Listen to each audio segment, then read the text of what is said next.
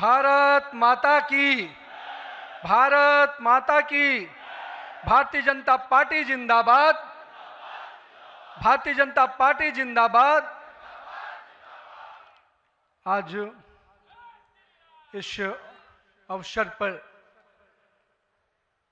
हमारे भारतीय जनता पार्टी के वैसे नेतृत्वकर्ता जिन्होंने देश को ही नहीं पूरे विश्व को नेतृत्व दिया, और मैं कह सकता हूं एक प्रधान सेवक के रूप में जिस प्रकार से उन्होंने सेवा की है वो हमारे कालखंड के सभी कार्यकर्ताओं के लिए प्रेरणादायी हैं। ऐसे अपने यशस्वी प्रधानमंत्री, विश्व के लोकप्रिय नेता श्री नरेंद्र मोदी जी का मैं सबसे प्रथम अभिवादन करता हूं कि 140 करोड़ जनता आपके इस सेवा भाव से हमेशा आपका अभिनंदन करना चाहती है। हमारे बीच में भारतीय जनता पार्टी के पूर्व के राष्ट्रीय अध्यक्ष, वर्तमान में भारत सरकार के रक्षा मंत्री आदरणीय श्री राजनाथ सिंह जी, भारतीय जनता पार्टी के पूर्व के अध्यक्ष और हमारे गृह मंत्री आदरणीय श्री अमित शाह जी, और मैं जिस शख्सियत को सबसे पहले आज के इस अवसर पर जरूर प्रणाम करना चाहता हूं और नमन करता हूं, अभिनंदन करता हूं, अपने निवर्तमान अध्यक्ष और भारत सरकार के केंद्रीय स्वास्थ्य मंत्री आदरणीय जेपी नड्डा जी को, हमारे पूर्व राष्ट्रीय अध्यक्ष और देश में सड़क परिवहन और राज्य मार्ग मंत्री के रूप में अपना अलग छवि बनाने वाले आदरणीय नितिन गडकरी जी, भारतीय जनता पार्टी के सभी संसदीय बोर्ड के सदस्यगण, राष्ट्रीय संगठन महामंत्री बीएल संतोष जी, और जिन्होंने इस पूरी चुनाव प्रक्रिया को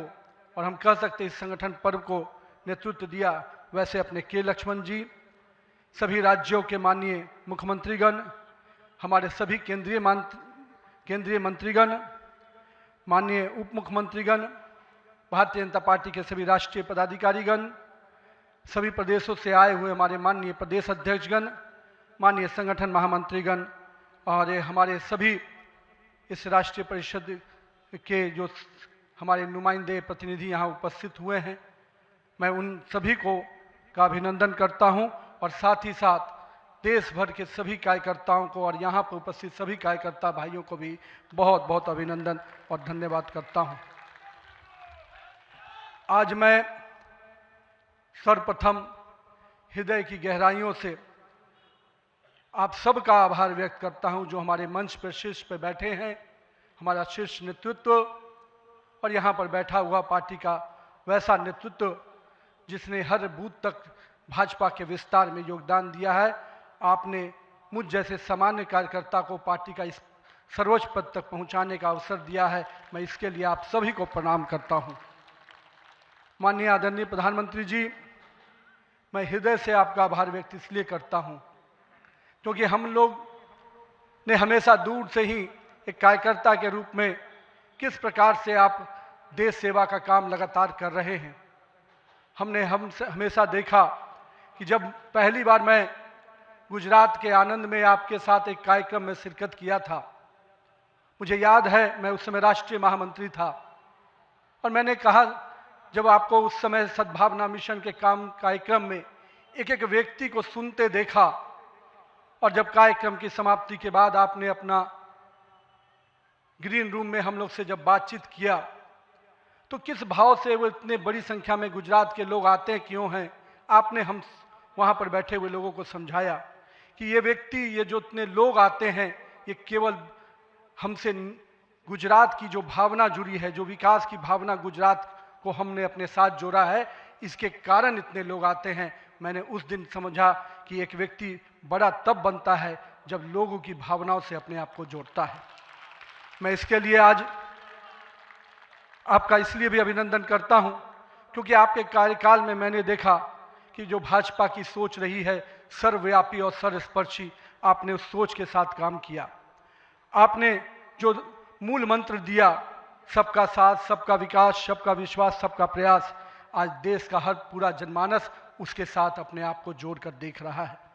मैं आज इस अवसर पर पुनः पूरे आदर और सम्मान के साथ अपने निवर्तमान अध्यक्ष जेपी नड्डा जी का अभिनंदन करता हूं, इसलिए कि पिछले कार्यकाल में मैंने देखा कि किस प्रकार से संगठन को आपने अभूतपूर्व रूप से विस्तार खुद करते हुए किया।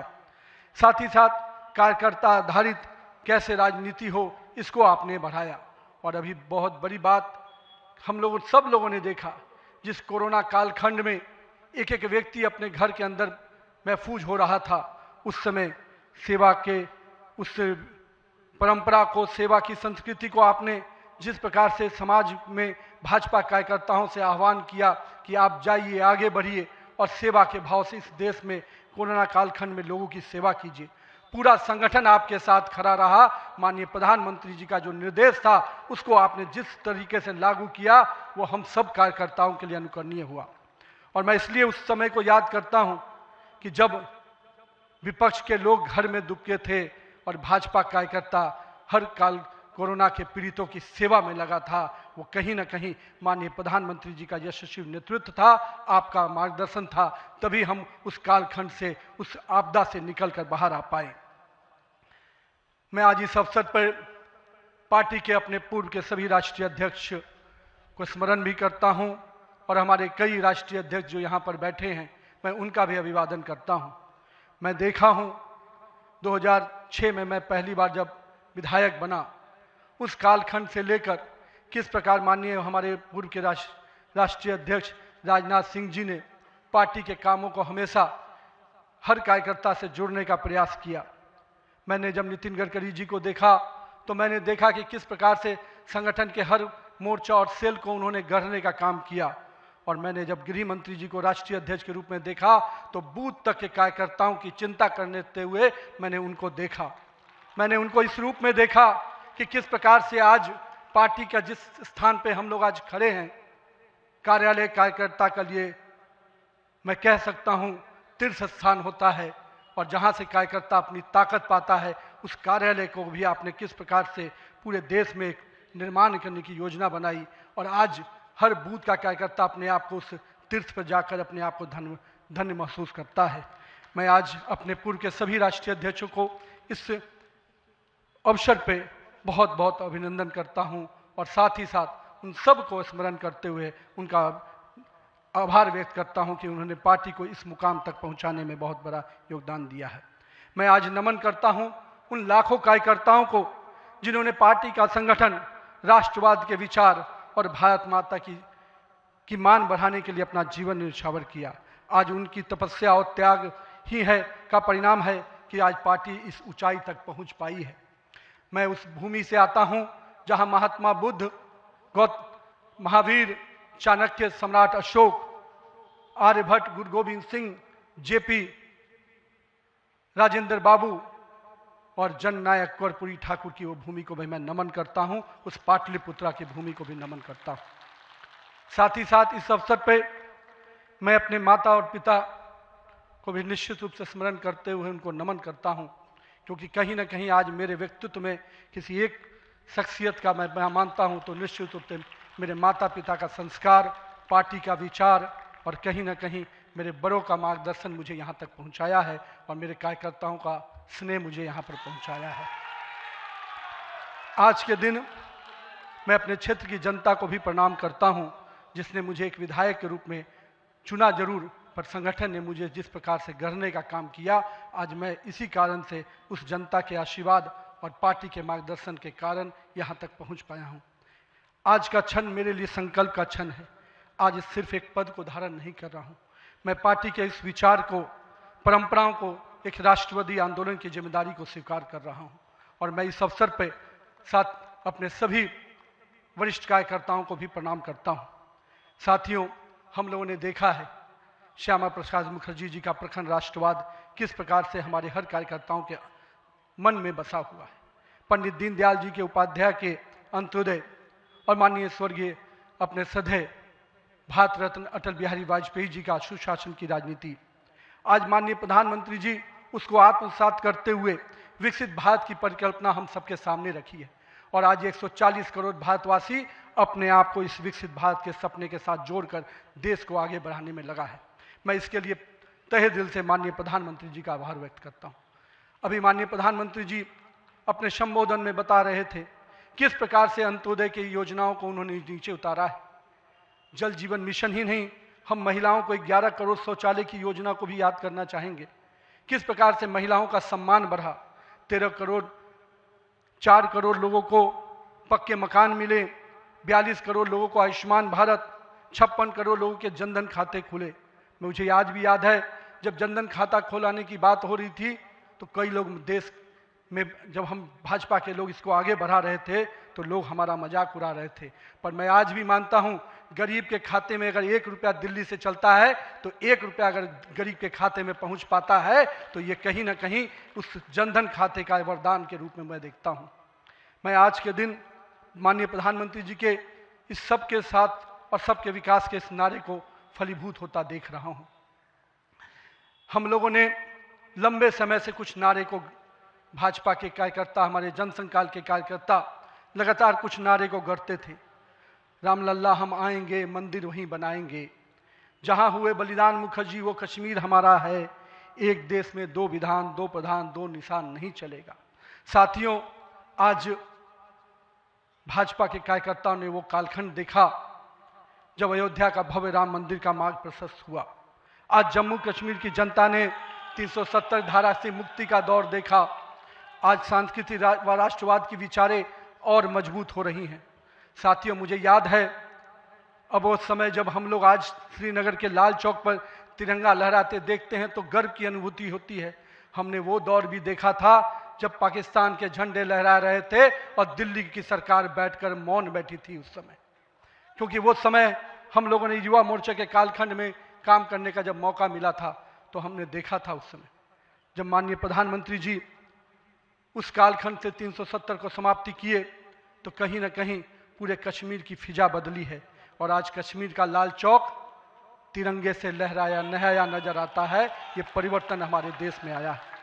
साथियों, हम भारतीय जनता पार्टी के उस समान राजनीतिक दल नहीं जिसके लिए हम काम करते हैं, हम उस विचार के साथ काम करते हैं जिस विचार से हम राजनीतिक अभिव्यक्ति के साथ साथ उस नारे के साथ काम करते हैं जहां राष्ट्र प्रथम के नारे, नेशन फर्स्ट, पार्टी नेक्स्ट और सेल्फ लास्ट।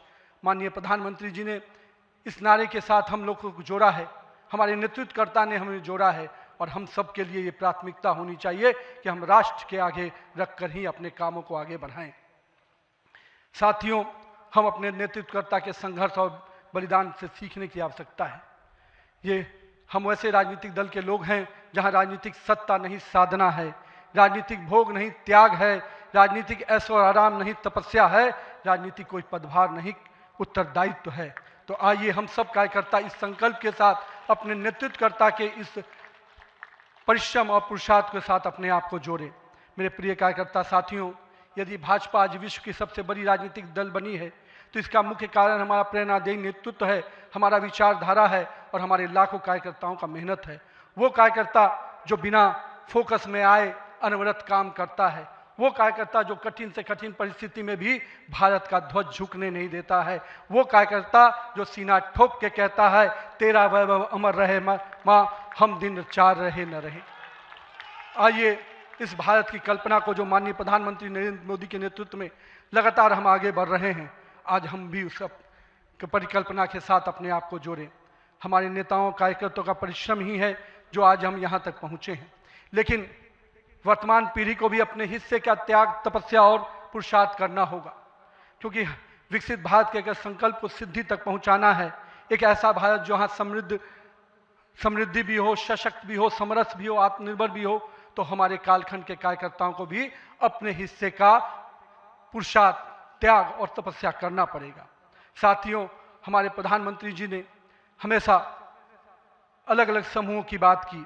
अमृतकाल के लिए 4 समूहों की जो बात की, उसमें युवा, महिला, किसान और गरीब है। हमें अब इन नई पहचानों के साथ आगे बढ़ना है, तभी हम आधुनिक, प्रगतिशील और विकसित भारत की कल्पना को साकार कर पाएंगे।